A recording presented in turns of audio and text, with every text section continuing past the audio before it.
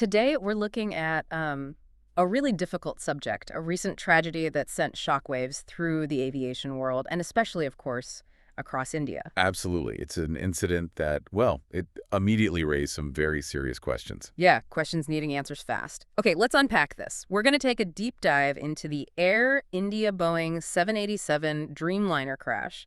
That's Flight AI 171 in Ahmedabad. We'll explore what happened, the immediate aftermath, the terrible human cost, and really what this all means for aviation safety. And what's, I think, quite striking here is just how quickly some of the details started coming out and, the kind of questions they instantly raise, especially about this generation of aircraft. For this deep dive, we've looked at, well, a mix of sources, initial news reports, official statements, regulatory updates, and also some important historical context to try and build the clearest picture we can right now. Right.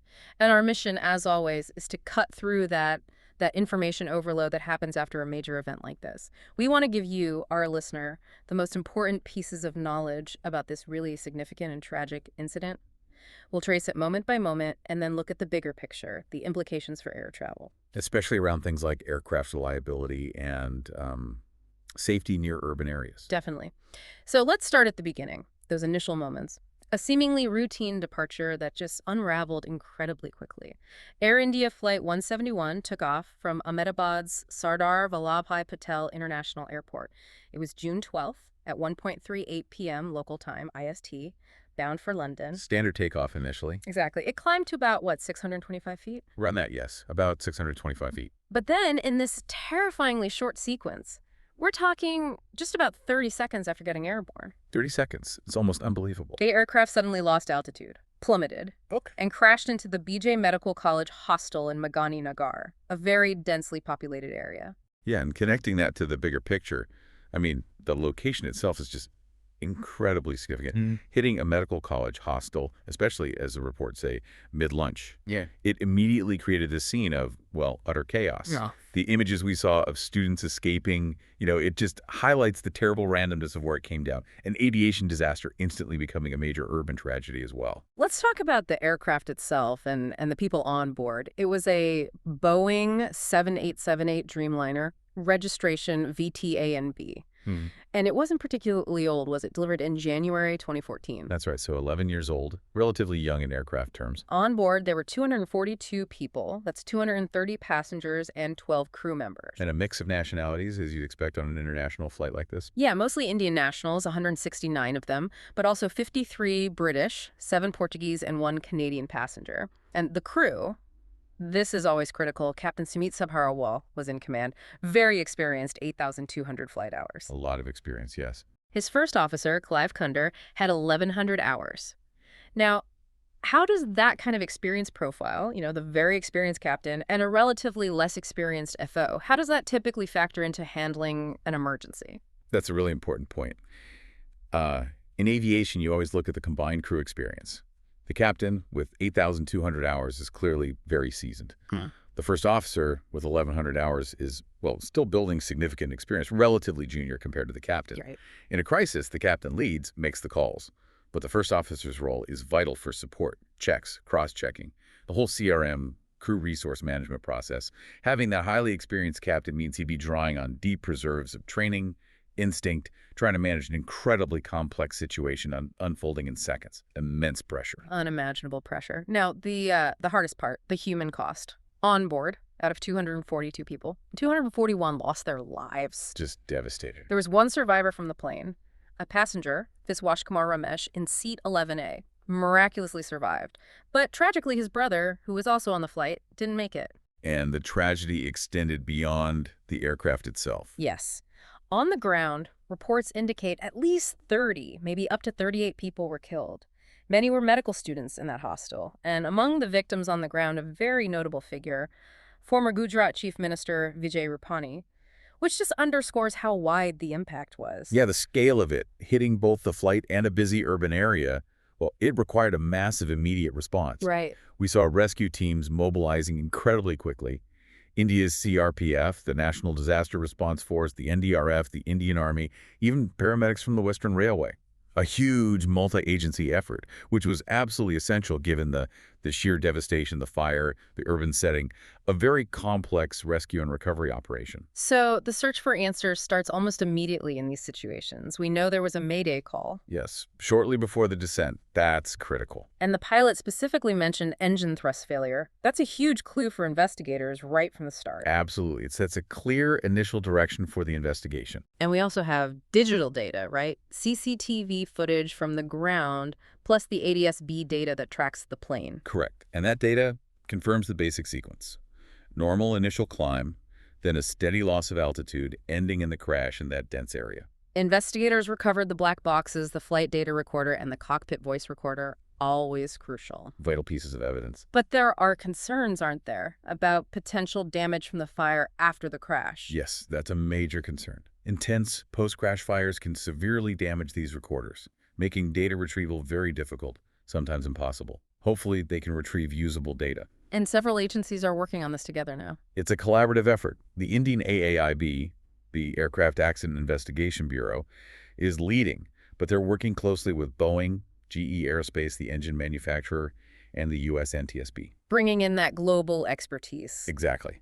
The NTSB has vast experience with major investigations. So their initial focus, what are they looking at specifically in these early stages? We hear terms like engine thrust, flax, gear, RIT activation, maintenance history. Can you break that down? What does looking at, say, RIT activation tell them? Okay, yeah. Each of those is a key piece. Engine thrust is obviously number one, given the pilot's call. Was there a loss of power? Why? Right. Flaps and landing gear, crucial for takeoff. Were they retracted correctly? If they were stuck down or deployed wrongly, that creates huge drag, kills lift. Very dangerous right after takeoff. Okay. The RIT, the ram air turbine, it's a small emergency propeller that pops out if the plane loses primary power, like electrical or hydraulic. So if the RIT activated, it tells investigators there might have been a major systems failure beyond just the engines. Got it. Like a cascade effect. Potentially. And maintenance history, well, that's fundamental. Were there known issues? Any recurring problems? Missed inspections? Anything in the aircraft's recent past that might be a clue? They need to connect all these dots, the physical evidence, the data, the history, to figure out that exact sequence of failure. Makes sense. In the immediate aftermath, we saw efforts to provide support. The Tata Group, Air India's owner, they moved quite quickly. Yes, they announced compensation 1 crore rupees, which is about 116,000 US dollars per fatality, and covering medical costs for the injured. And Air India organized relief flights for families, didn't they, from Delhi and Mumbai? They did, helping families get to Ahmedabad, which is a standard and important part of the airline's response in such situations. Now, beyond the immediate tragedy, there are these wider implications. Significantly, Air India started fleet-wide inspections on all their Boeing 787s. That's a major step and standard procedure after an incident like this involving a specific aircraft type. So it's not just about this plane, VTA and B. No, exactly. It's a precautionary measure across the whole fleet. Are there any systemic issues? Any potential shared vulnerabilities that need to be addressed immediately? This raises that important point about how one crash triggers these broader safety checks. It's about maintaining confidence and proactively finding any risks across the entire model type, not just for Air India, but globally. Yeah, the findings from those checks will be watched very closely by every airline operating the 787. Absolutely. It reinforces that cycle of learning and improving safety in aviation.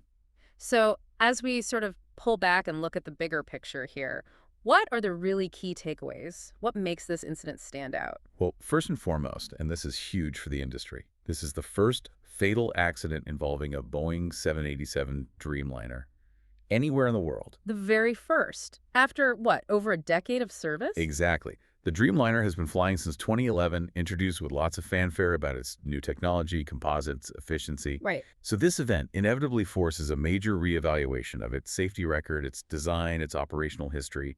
It puts the entire global fleet under intense scrutiny. And for India, it's one of the deadliest crashes in decades, right? Since Charki Dadri. Yes, it's being compared to the Charki Dadri mid-air collision in 1996, which remains one of the world's worst aviation disasters. This Ahmedabad crash is certainly one of the most devastating in recent Indian history. And that impact site, the BJ Medical College, during lunch hour, that detail is just incredibly stark. It really is. It makes the tragedy so much more immediate, so visceral. Those images of students fleeing, it brings home the terrible reality of an aircraft crashing into a populated area. Amidst all this, there's also the narrative around the pilot, Captain Sabharwal, Yes, his actions in those final seconds. making that mayday call, specifically citing the engine thrust failure. And there are reports, or at least a strong narrative emerging, that he may have been trying to steer the plane away from hitting the school grounds directly. That possibility has led to widespread praise for him. His funeral reportedly drew large crowds. It speaks to this idea of professionalism and courage, even in the most desperate circumstances. It's a testament really to the training and dedication that even then the focus might have been on minimizing harm. A very somber reminder of the risks involved in flying, but also the potential for heroism.